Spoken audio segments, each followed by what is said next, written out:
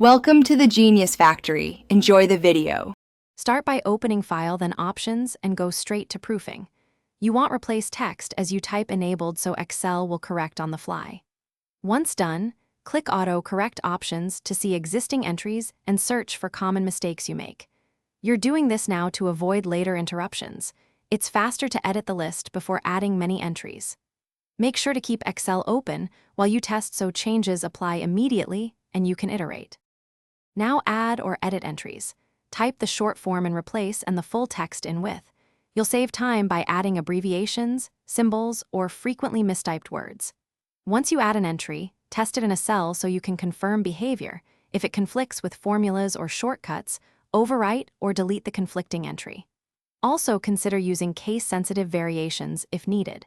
Make sure to click Add and OK so Excel stores the changes for future sessions. Finish by managing lists. Export or backup your autocorrect file if you rely on many entries, or reset selectively when entries cause problems.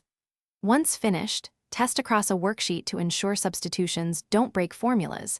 If an automatic change interrupts a formula, use undo or temporarily disable autocorrect for that entry. If things go wrong, check for duplicate replace keys and remove the offending entry. Make sure to save backups so you can restore your preferred list quickly. Thanks for watching. If you found this helpful, don't forget to like and subscribe.